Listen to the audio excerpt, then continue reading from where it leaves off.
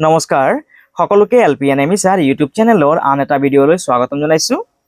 যেহেতু আমি যোৱা ভিডিঅ'ত ক্লাছ 7ৰ মেথছৰ যি এক্সাৰসাইজ 11.2 দিয়া আছে তাত থকা 5 নম্বৰলৈকে আমি প্ৰশ্নকেইটা সমাধান কৰিছিলো আৰু যদি তোমালোকে যদি সেই ভিডিঅ'টো চোৱা নাই অনুগ্ৰহ কৰি তোমালোকে আগতে সেই ভিডিঅ'টো এবাৰ চাই লবা। আজি আমি 6 নম্বৰৰ পৰা প্ৰশ্নকেইটা সমাধান কৰিম। সেইবাবে চোৱা 6 নম্বৰ প্ৰশ্নটো কি কৈছে প্ৰথমে ইংলিছত চাই লোৱা। The length of side of a square is 3 meter and the radius of a circle is 7 meter. Find the difference of the perimeter of the square and the circumference of the circle.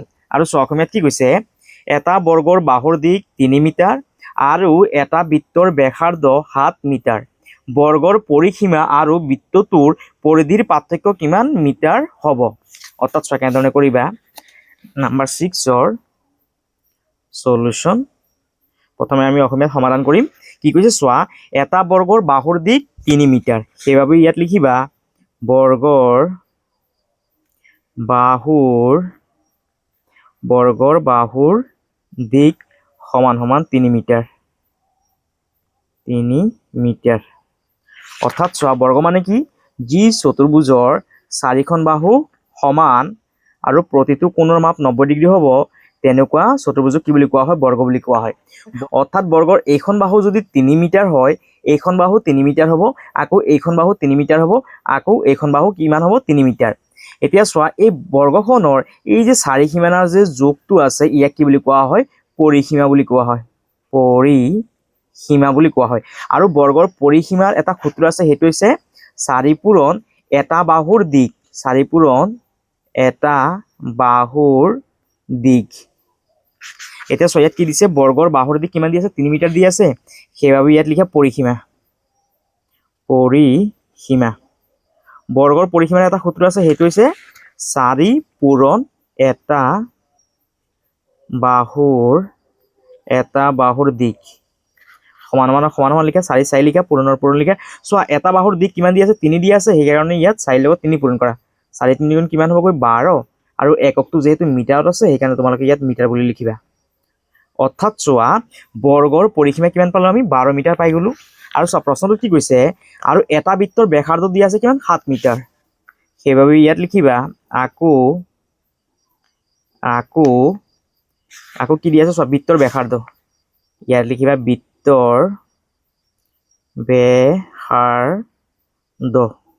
বৃত্তৰ ব্যাসাৰ্ধ সমান সমান কিমান দিয়া আছে 7 metre সেইভাবে ইয়াত লিখিবা 7 metre.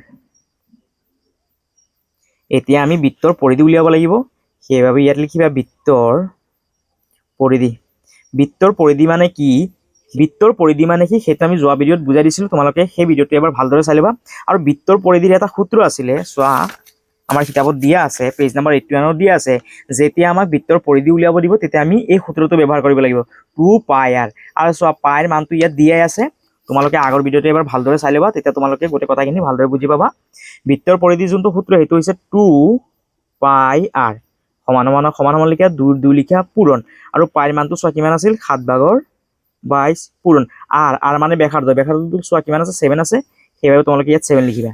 এতিয়া চোৱা এই তলত থকা 7টো দি আমি ওপৰত থকা 7টো কাটিব পাৰি 7 দি 7টো কাটিব পাৰি আৰু চোৱা ইয়াত কিমান আছে 2 আৰু 22 2 পূৰণ 22 এটা 22 লগত 2টো পূৰণ কৰা কিমান হ'বগৈ 44 আৰু ইয়াত লিখি দিয়া মিটাৰ। অৰ্থাৎ চোৱা বৃত্তৰ পৰিধিটো কিমান পালো আমি 44 মিটাৰ। এতিয়া চোৱা প্ৰশ্নটো কি কৈছে বৰ্গৰ পৰিসীমা আৰু বৃত্তটোৰ পৰিধিৰ পাৰ্থক্য কিমান মিটাৰ হ'ব। এতিয়া লিখিবা যে বৰ্গৰ পৰিসীমা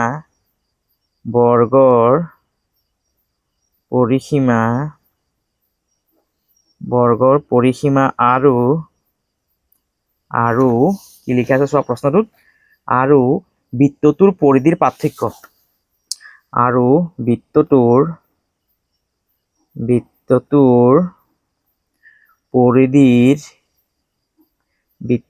পৰিধিৰ পাৰ্থক্য। যেতিয়া আমাক পাৰ্থক্য উলিয়াব দিয়ে তেতিয়া আমি কি কৰিব লাগিব বিয়োগ কৰিব লাগিব। এতিয়া চোৱা বৃত্তৰ পৰিধি কিমান আছে 44 সেইভাবে ইয়াত লিখিবা 44 পৰা আমি কি কৰিব লাগিব এই যে বৰ্গৰ যে আমি পৰিসীমাটো পাইছো কিমান 12 সেই 12তে বিয়োগ কৰিব লাগিব। 44 পৰা কি কৰা 12তে বিয়োগ কৰা আৰু ইয়াত মিটাৰ বুলি লিখা মিটাৰ। এতিয়া 44 পৰা 12 বিয়োগ কৰিলে কিমান হ'বগৈ 32 মিটাৰ হ'বগৈ। আৰু এইটোই হ'ল আমাৰ 6 নম্বৰ প্ৰশ্নৰ উত্তৰ। অসমীয়াত তোমালোকে ইয়াৰ পৰা চাইছে ধুনীয়াকৈ লিখি ল'বা আৰু যদি তোমালোকে যদি ইংলিছত লিখিব বিচৰা তেতিয়াহ'লে চোৱা মই ইয়াত আগতীয়াকৈ লিখি থৈছিলোঁ তোমালোকে ইয়াৰ পৰা চাইছে লিখিবা the length of side of the square 3 metre perimeter মানে পৰিসীমাটো কিমান হ'বগৈ বৰ্গৰ 12 metre again radius of the circle 7 metre circumference মানে হৈছে পৰিধিটো কিমান হৈছেগৈ 44 মিটাৰ এতিয়া আমি এই 44 ৰ পৰা যেতিয়া 12টো বিয়োগ কৰিম তেতিয়া কি পাই যাম চাৰ্কামফাৰেন্স অফ দ্য চাৰ্কেল অৰ্থাৎ বৃত্তৰ আমি পৰিধিটো পাই যাম কিমান হ'বগৈ 32 মিটাৰ এইটো হৈ গ'ল আমাৰ 6 নম্বৰ প্ৰশ্নৰ উত্তৰ ইংলিছত তোমালোকে ইয়াৰ পৰা চাইছে ধুনীয়াকৈ লিখি ল'বা যদি ইংলিছত লিখিব বিচৰা ইয়াৰ পাছত 7 নম্বৰ প্ৰশ্নটো কি কৈছে প্ৰথমে ইংলিছত চাই লোৱা Runima made a circle with a 44 centimeter string. Find out the diameter of the circle in centimeter.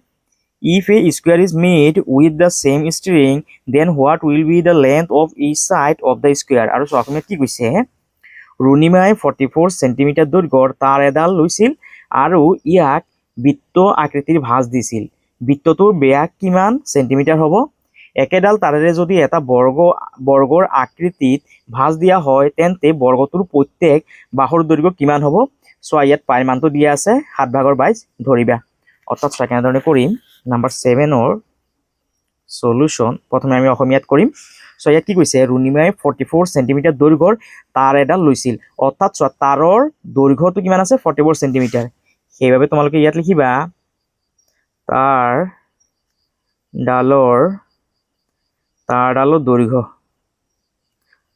দৈৰ্ঘ্য সমান 44 সেন্টিমিটাৰ অৰ্থাৎ চোৱা ৰুণিমাই এডাল এইদৰে তাৰ লৈছিল এতিয়া এই তাৰডালৰ দৈৰ্ঘ্যটো হৈছে কিমান 44 সেন্টিমিটাৰ এতিয়া এই তাৰডালে তাই আকৌ কি কৰিছে তাৰডালে এইদৰে এটা কি কৰিছে বৃত্ত বনাই লৈছে আৰু আমি জানো যে বৃত্তৰ এই যে চাৰি সীমানাৰ যে যোগটো আছে ইয়াকে কি বুলি কোৱা হয় পৰিধি বুলি কোৱা হয় পৰিধি অৰ্থাৎ এই যে তাৰডালৰ যোনটো দৈৰ্ঘ্য আছে এই দৈৰ্ঘ্যটো কি হ'বগৈ বৃত্তৰ পৰিধি সেইভাবে তোমালোকে ইয়াত লিখিবা পৰিধি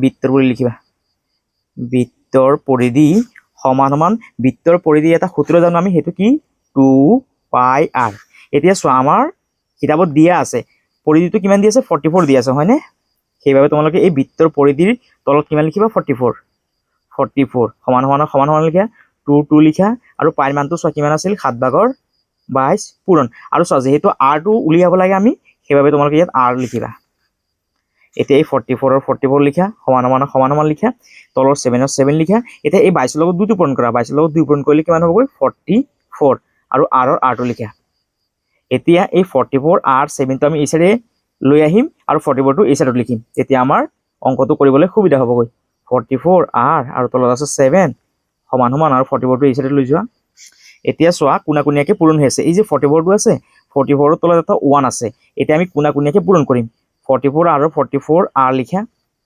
সমান লিখা 44 আৰু 44 লিখা আৰু এই 7 টো এই 44 ৰ লগত কি আছে কোনাকুনিয়াকে পূৰণ হৈ আছে ইয়াত চোৱা 1 টো ইয়াৰ লগত পূৰণ হৈ আছিল আৰু 1 টো আমি ইয়াত লিখা নাই এতিয়া আমি r টো ইয়াত ৰাখিম সমান ওপৰৰ 44 ৰ লগত 44 লিখা 7 ৰ 7 লিখা আৰু চোৱা যেহেতু 44 টো r ৰ লগত পূৰণ হৈ আছে পূৰণ হৈ থকা সংখ্যাটো যেতিয়া সমান ইটো চাৰি যাব তেতিয়া সংখ্যাটো কি হৈ যাবগৈ হৰণ হৈ যাবগৈ এতিয়া আমি তলৰ 44 ৰ লগত ওপৰৰ 44 টো কাটিব পাৰিম আৰু r সমান আমি কিমান পাম 7 সেন্টিমিটাৰ এতিয়া চোৱা প্ৰশ্নটোত কি কৈছে প্ৰশ্নটোত কৈছে যে বৃত্তটোৰ ব্যাস কিমান সেন্টিমিটাৰ হ'ব সো আমি ব্যাসাৰ্ধ পাইছো কিমান 7 সেন্টিমিটাৰ তাৰ মানে ব্যাস কিমান হ'বগৈ ব্যাস সমান 2 পূৰণ 7 দুগুণ কিমান হ'বগৈ 14 আৰু ইয়াত সেন্টিমিটাৰ বুলি লিখিবা ইয়াত অসমীয়াত সেন্টিমিটাৰ বুলি লিখিবা অৰ্থাৎ চোৱা ব্যাসাৰ্ধ যদি 7 হয় ব্যাসটো কিমান হ'বগৈ ইয়াৰ ডবল হ'বগৈ 7 ৰ ডবল কিমান হ'বগৈ 14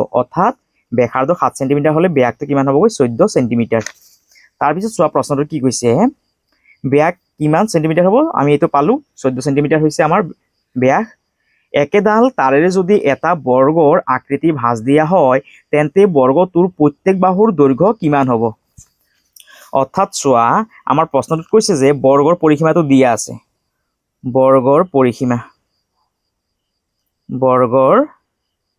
পৰিসীমা সমান কিমান দিয়া আছে চোৱা 44 সেন্টিমিটাৰ হয়নে কৈছে যে একেডাল তাৰেৰে কি কৰিব এতিয়া বৰ্গৰ আকৃতিৰ ভাঁজ দিব সেই কাৰণে বৰ্গৰ যোনটো পৰিসীমা হ'ব সেইটো কিমান হ'ব 44 সেইবাবে ইয়াত লিখিবা বৰ্গৰ পৰিসীমা সমান সমান 44 সেন্টিমিটাৰ।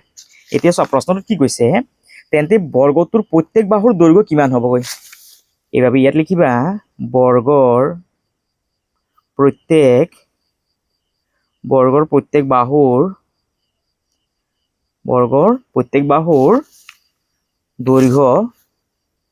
দৈৰ্ঘ্য সমান সমান, চোৱা ইয়াত এখন মই প্ৰথমে বৰ্গ অংকন কৰি দিছো, ইয়াত এখন বৰ্গ অংকন কৰিলো, আৰু বৰ্গৰ এই চাৰিসীমানাৰ যোনটো যোগ আছে সেয়াৰ যোগটো কিমান দি আছে 44 সেন্টিমিটাৰ।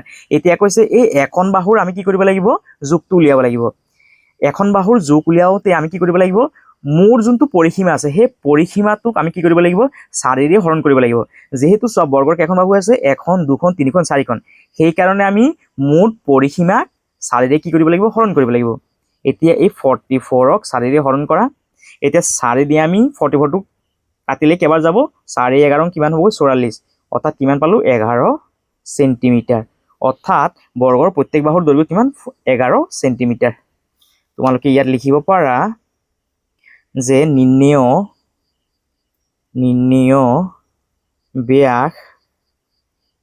ব্যাস কিমান পাইছিলো আমি 14 সেন্টিমিটাৰ, আৰু বৰ্গৰ প্ৰত্যেক বাহুৰ দৈৰ্ঘ্য কিমান পাইছো 11 সেন্টিমিটাৰ। ইয়াত লিখিবা যে বৰ্গৰ প্ৰত্যেক বাহুৰ দৈৰ্ঘ্য সমান সমান 11 সেন্টিমিটাৰ। এইটো হৈ গ'ল আমাৰ 7 নম্বৰ প্ৰশ্নৰ উত্তৰ। তোমালোকে ইয়াৰ পৰা চাইছে ধুনীয়াকৈ অসমীয়াত লিখি ল'বা। তোমালোকে যদি এবাৰত যদি বুজি নোপোৱা দুবাৰমান ভালদৰে চাই ল'বা, তোমালোকে নিশ্চয় বুজি পাবা। আৰু যদি ইংলিছত লিখা তেতিয়াহ'লে তোমালোকে এনেধৰণে লিখিবা, length of the steering 44 centimetre, now made a circle with the steering চাৰ্কামফাৰেন্সটো তোমালোকে উলিয়াই ল'বা কিমান হ'বগৈ, r সমান সমান কিমান হ'বগৈ 7, অৰ্থাৎ ব্যাসাৰ্ধটো কিমান 7। চ' ডাইমিটাৰ মানে হৈছে ব্যাসটো কিমান হ'বগৈ 7ৰ ডবল হ'ব, কিমান হ'বগৈ 14।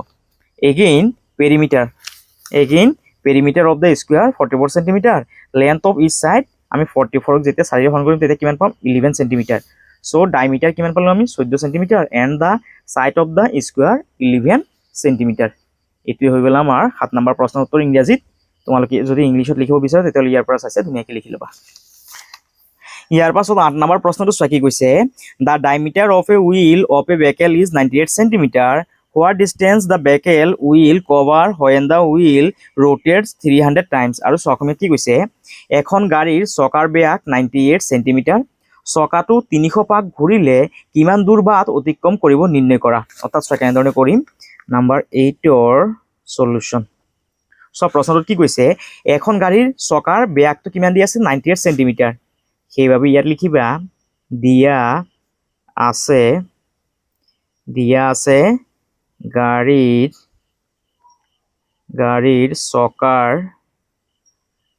চকাৰ ব্যাস কিমান দিয়া আছে 98 সেন্টিমিটাৰ। যেহেতু ইয়াৰ ব্যাসটো দিয়া আছে সেইবাবে আমি ব্যাসাৰ্ধ উলিয়াই ল'ব লাগিব। সেইবাবে তোমালোকে ইয়াত লিখিবা ব্যাসাৰ্ধ সমান সমান এই 98ক আমি কি কৰিব লাগিব 2ৰে হৰণ কৰিব লাগিব, অৰ্থাৎ আমি আধা কৰিব লাগিব। 98ৰ আধা কিমান হ'বগৈ 49 সেন্টিমিটাৰ। অৰ্থাৎ চোৱা আমি ব্যাসাৰ্ধ কিমান পালো 49 সেন্টিমিটাৰ। এতিয়া ইয়াত লিখিবা যে পৰিধি, বৃত্তৰ পৰিধি সূত্ৰটো কি আছিলে 2πr সমান সমান লিখা 2 লিখি লোৱা পূৰণ পাইৰ মানটো কিমান আছিল 7/22 পূৰণ r মানে ব্যাসাৰ্ধটো চোৱা কিমান পাইছো 49, সেইবাবে ইয়াত 49 বুলি লিখিবা। এতিয়া আমি তলত থকা 7টো দি 49টো কাটিব পাৰি, 7 49ত কেইবাৰ যাব 7 বাৰ। এতিয়া কি কৰা, এই 22ৰ লগত 2টো পূৰণ কৰা, 22ৰ লগত 2 পূৰণ কৰিলে কিমান হ'ব 44 পূৰণ, ইয়াত 7টো আছে নহয় 7টো লিখা। এতিয়া 44ৰ লগত 7টো পূৰণ কৰা, 44ৰ লগত 7 পূৰণ কৰা, 4 7 গুণ কিমান 28, 28 2, 4 7 গুণ 28, 28 আৰু 2 কিমান হ'ব 30, অৰ্থাৎ কিমান পালো 308 কি হ'ব সেন্টিমিটাৰ, 308 সেন্টিমিটাৰ। অৰ্থাৎ পৰিধি কিমান পালো আমি 308 সেন্টিমিটাৰ। এতিয়া চোৱা প্ৰশ্নটোত কি কৈছে, চকাটো 300 পাক ঘূৰিলে কিমান দূৰ বাট অতিক্ৰম কৰিব নিৰ্ণয় কৰা। অৰ্থাৎ চোৱা চকাটোৱে এপাক ঘূৰিলে কিমান দূৰ যায় 308 সেন্টিমিটাৰ যায়, 300 পাকত কিমান যাব সেইটো আমাক উলিয়াব দিছে। সেইভাবে তোমালোকে ইয়াত লিখিবা চকাটোৱে এক পাকত যায় কিমান যায় 308 সেন্টিমিটাৰ। আৰু প্ৰশ্নটোত কি কৈছে চোৱা, কৈছে 300 পাক ঘূৰিলে কিমান দূৰ যাব। সেইভাবে তোমালোকে ইয়াত লিখিবা চকাটোৱে 300 পাকত যায়। আমি কি কৰিব লাগিব, এই 308 লগত আমি 300টো পূৰণ কৰিব লাগিব। অৰ্থাৎ চোৱা পাকত কিমান যায় 308 সেন্টিমিটাৰ, 300 পাকত কিমান যাব, নিশ্চয় বেছি যাব। যেতিয়াই বেছি যাব তেতিয়া আমি কি কৰিব লাগিব, পূৰণ কৰিব লাগিব। এতিয়া 308 লগত 300টো আমি পূৰণ কৰিম। 308 লগত 300 পূৰণ কৰা। যেহেতু চোৱা 300ৰ পিছত কি আছে 0 আছে, এই 0 কেইটা আমি পাছত পূৰণ কৰিম। প্ৰথমে কি কৰা, এই 8ৰ লগত 3 পূৰণ কৰা। 8 3 গুণ 24, 24ৰ 4, হাতত আছে 2, 3 লগত 0টো পূৰণ কৰা। 3 0 0 হ'ব, যেহেতু 2টো থাকি গ'ল সেইবাবে 2টো ইয়াত লিখা। আৰু 3 3 গুণ কিমান 9। এতিয়া চোৱা এই যে পিছপিনে 2টা 0 আছে, ইয়াৰ লগত কি কৰা 2টা 0 লিখি দিয়া। অৰ্থাৎ চোৱা কিমান পালো আমি, 1 10 শতক হাজাৰ 92,400। সেইবাবে ইয়াত লিখিবা 92,400, 92,400 ইয়াত লিখিবা সেন্টিমিটাৰ। এইটোৱে হৈ গ'ল আমাৰ 8 নম্বৰ প্ৰশ্নৰ উত্তৰ অসমীয়া। তোমালোকে ইয়াৰ পৰা চাই লিখি ল'বা। আৰু যদি তোমালোকে যদি ইংলিছত লিখিব বিচৰা তেতিয়াহ'লে এনেধৰণে লিখিবা, given diameter of the wheel 98 centimetre, radius কিমান হ'ব 49 সেন্টিমিটাৰ, চাৰ্কামফাৰেন্স 2 পাই r, 2ৰ 2 লিখিবা, পাইৰ মানটো বহাবা আৰু r সমান কিমান হ'ব 49, কাটাকাটি পাছত কিমান থাকিব 44 পূৰণ 7, 44ৰ লগত 7টো পূৰণ কৰিলে কিমান হ'ব 308 সেন্টিমিটাৰ। অৰ্থাৎ চকাটোৱে এপাকত যায় কিমান 308 centimetre. The wheel in one rotate cover 308 centimetre, the wheel in rotate 300 times cover. এই 308ৰ লগত কি কৰা 300টো পূৰণ কৰি দিয়ে, কিমান হ'বগৈ 92,400 সেন্টিমিটাৰ। এইটো হৈ গ'ল আমাৰ 8 নম্বৰ প্ৰশ্নৰ উত্তৰ ইংৰাজীত। ইয়াৰ পাছত 9 নম্বৰ প্ৰশ্নটো চোৱা কি কৈছে, ₹2640 has been spent to fence circular garden. What will be the circumference of the garden if the cost of fencing is ₹28 per meter? আৰু অসমীয়াত কি কৈছে, বৃত্তাকৃতি বাগিচা এখনৰ চাৰিওপিনে জেওৰা দিওঁতে মুঠতে 2,640 টকা খৰচ হ'ল। প্ৰতি মিটাৰ জেওৰাৰ খৰচ 28 টকা হ'লে বাগিচাখনৰ পৰিধি কিমান নিৰ্ণয় কৰা। অৰ্থাৎ চোৱা চাৰিওপিনে জেওৰা দিওঁতে কিমান টকা খৰচ হৈছে 2,640 টকা খৰচ হৈছে, আৰু প্ৰতি মিটাৰ জেওৰাৰ দাম কিমান 28 টকা। যেতিয়া আমি এই 28ৰে কি কৰিম 2,640টো হৰণ দিম, তেতিয়া আমাৰ কি ওলাই যাব, বাগিচাখনৰ পৰিধি ওলাই যাব। অৰ্থাৎ চোৱা কেনেধৰণে কৰিবা, নাম্বাৰ 9ৰ সলিউশন। প্ৰথমে আমাৰ মুঠ খৰচ কিমান হৈছিলে 2,640 টকা। সেইবাবে ইয়াত লিখিবা মুঠ খৰচ সমান সমান 2,640 টকা, 40 টকা। আৰু প্ৰতি মিটাৰ জেওৰাত খৰচ কিমান হৈছে 28 টকা। সেইবাবে ইয়াত লিখিবা প্ৰতি মিটাৰৰ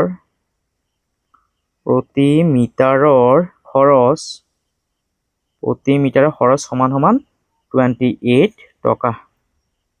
এতিয়া আমাক কি উলিয়াব দিছে চোৱা, কৈছে যে বাগিচাখনৰ পৰিধি কিমান মিটাৰ হ'ব। এতিয়া ইয়াত লিখিবা পৰিধি সমান সমান আমি কি কৰিব লাগিব, এই যে মুঠ যে খৰচ হৈছে 2,640, এই 2,640 আমি কি কৰিব লাগিব, এই যে প্ৰতি মিটাৰৰ যে খৰচ হৈছে 28 টকা, এই 28ৰে কি কৰিব লাগিব আমি হৰণ কৰিব লাগিব। এতিয়া 28ৰে কি কৰা 2,640 হৰণ কৰা, 28ক 2,640 হৰণ কৰা। চ' 28টো 2ত নাযায়, এই দুটা লগ লাগিলে কিমান হ'ল 26।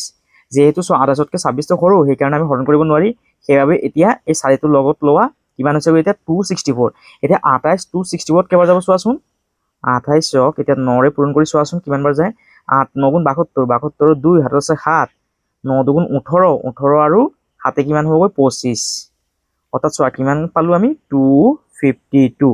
অৰ্থাৎ 264ত 28 কেইবাৰ যাব 9 বাৰ, আৰু কিমান পাম আমি 252। এতিয়া বিয়োগ কৰা, শূন্যটো তলত নমাই দিয়া, 4ৰ পৰা 2 গ'লে 2, 6ৰ পৰা 5 গ'লে 1, 2ৰ পৰা 2 গ'লে শূন্যটো লিখিব নালাগে। এতিয়া চোৱা 28 1ত নাযায়, এই দুটা লগ লাগিলে কিমান হ'ল 12, 12ত নাযায়। এতিয়া এই তিনিটা লগ লাগিলে কিমান হ'ল 120। এতিয়া 28তকৈ 120টো ডাঙৰ, সেইকাৰণে 28ক 4ৰে হৰণ কৰি চোৱাচোন, পূৰণ কৰি চোৱাচোন। 8 4 গুণ 32, 32ৰ 2, হাতত আছে 3, 4 2 গুণ 8, 9 10 11, কিমান পালো 112। ইয়াত আছে 120, অৰ্থাৎ 120ত 28 কেইবাৰ যাব 4 বাৰ। 28ক 4ৰে পূৰণ কৰি কিমান পালো আমি 112। এতিয়া বিয়োগ কৰা, 0 ৰ পৰা 2 টো বিয়োগ কৰিব নোৱাৰি, সেইকাৰণে ইয়াৰ পৰা 1 এটা ধাৰ কৰিলে কিমান হ'ব ইয়াত 10, 10 ৰ পৰা 2 গ'লে 8, ইয়াত 2 আছিল যেহেতু 1 এটা গুচি গ'ল, ইয়াত আছে 1, 1 ৰ পৰা 1 গ'লে 0 লিখিব নালাগে, 1 ৰ পৰা 1 গ'লে 0 লিখিব নালাগে, অৰ্থাৎ 6 ইয়াত কিমান আছে, ইয়াত আছে 28, ইয়াত আছে 8, 28 টো দি আমি 8 টো হৰণ কৰিব নোৱাৰি, সেইকাৰণে ইয়াত এটা কি আহিব দশমিক আহিব, যেতিয়া ইয়াত দশমিক আহিব তেতিয়া 8 ৰ লগত কি আহিব এটা 0, এতিয়া 28 টো 80 ত কেইবাৰ যাব, 28 80 ত যাব 2 বাৰ, 28ক 2 ৰে পূৰণ কৰা, 8 2 16, 16 6 আছে 1, 2 3 4 এৰকে 5, এতিয়া 28ক 3 বাৰ দি চোৱাচোন, 3 8 24, 24 4, 7 আছে 2, 3 2 6 7 8, 84 হলে চোৱা যেহেতু বেছি হৈ যাবগৈ, সেইকাৰণে 3 বাৰ নাযায়, কেইবাৰ যাব 2 বাৰ, 2 বাৰ হলে কিমান যায় 56, ইয়াত লিখে 56, এতিয়া 0 ৰ পৰা 6 টো বিয়োগ কৰিব নোৱাৰি, সেইকাৰণে ইয়াৰ পৰা 1 এটা ধাৰ কৰিলে কিমান হ'ব 10, 10 ৰ পৰা 6 গ'লে 4, ইয়াত 8 আছিলে 1 এটা যেহেতু গুচি গ'ল, ইয়াত আছে 7, 7 ৰ পৰা 5 গ'লে কিমান 2, এতিয়া 6 ইয়াত কিমান আছে 24, যেহেতু 28তকৈ 24 টো সৰু, সেইকাৰণে হৰণ কৰিব নোৱাৰি,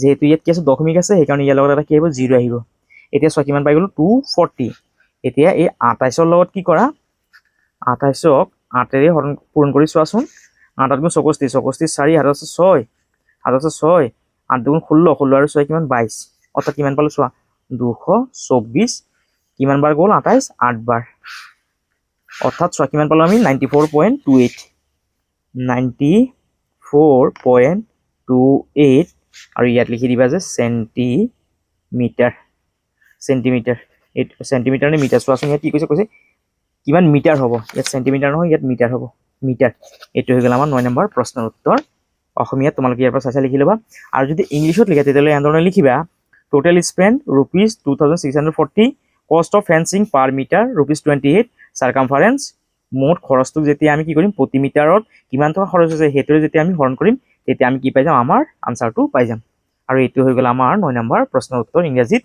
তোমালোকে যদি ইংৰাজী লিখিব বিচাৰা তেতিয়াহ'লে ইয়াৰ পৰা চাই লিখি ল'বা।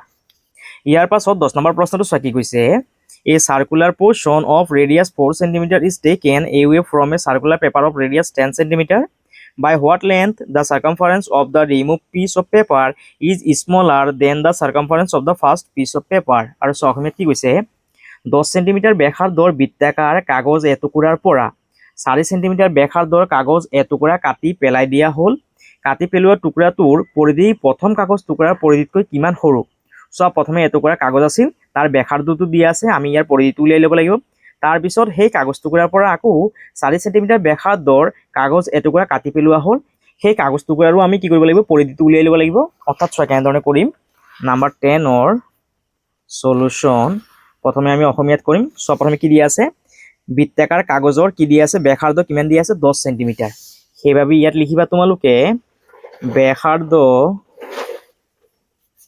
ব্যাসাৰ্ধ সমান সমান 10 সেন্টিমিটাৰ, এতিয়া আমি ইয়াৰ পৰিধিটো উলিয়াব লাগিব, ইয়াত লিখিবা যে পৰিধি সমান সমান 2 পাই r, সমান সমান লিখি লোৱা 2 2 লিখি লোৱা পূৰণ, আৰু পাই মানটো কিমান আছিল 7/22 পূৰণ, আৰু r মানে ব্যাসাৰ্ধটো চোৱা কিমান দিয়া আছে 10 দিয়া আছে, সেইকাৰণে ইয়াত 10 লিখিবা, এতিয়া এই 22ৰ লগত 2 টো পূৰণ কৰা, 22ৰ লগত 2 পূৰণ কৰিলে কিমান হ'ব 44 পূৰণ, ওপৰত কিমান আছে 10 আৰু তলত 7 লিখা, এতিয়া এই 44ৰ লগত 10 টো পূৰণ কৰিলে কিমান হ'বগৈ 440 হ'ব, আৰু তলত 7ৰ 7 টো লিখা, আৰু ইয়াত এককটো কি হ'বগৈ সেন্টিমিটাৰ, অৰ্থাৎ প্ৰথম যোনখন কাগজ আছিল তাৰ যোনটো পৰিধি আছিল সেইটো কিমান 7/440 সেন্টিমিটাৰ, তাৰপিছত লিখিবা আকৌ ইয়াত লিখিবা ব্যাসাৰ্ধ সমান সমান কিমান লিখি আছে চোৱা 4 সেন্টিমিটাৰ হয়নে, ইয়াত লিখিবা 4 সেন্টিমিটাৰ, এতিয়া আমি কি কৰিব লাগিব ইয়াৰ পৰিধিটো উলিয়াব লাগিব, পৰিধি সমান সমান পৰিধিটো যোনটো সূত্ৰ সেইটো কি আছিল 2 পাই r, 2 2 লিখা পূৰণ, পাইৰ মানটো কিমান 7/22 পূৰণ, আৰু r টো চোৱা কিমান দিয়া আছে ব্যাসাৰ্ধ 4 দিয়া আছে, সেইভাবে ইয়াত 4 লিখিবা, এতিয়া এই 22ৰ লগত 2 টো পূৰণ কৰা কিমান হ'ব 44, 7ৰ 7 লিখা পূৰণ 4, এতিয়া এই 44ৰ লগত 4 টো পূৰণ কৰা কিমান হ'ব 4 4 16, 16 7 আছে 1, 4 4 16 আৰু 1 17, আৰু তলত 7ৰ 7 লিখি দিয়ে, ইয়াত সেন্টিমিটাৰ লিখা সেন্টিমিটাৰ। এতিয়া চোৱা প্ৰশ্নটোত কি কৈছে যে কাটি পেলোৱা টুকুৰাটোৰ পৰিধি প্ৰথম কাগজ টুকুৰাৰ পৰিধিতকৈ কিমান সৰু, অৰ্থাৎ এনেধৰণে লিখিবা প্ৰথম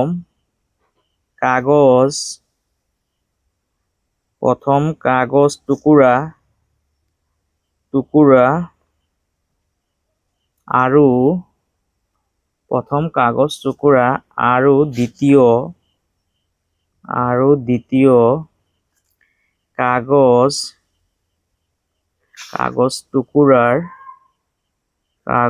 টুকুৰাৰ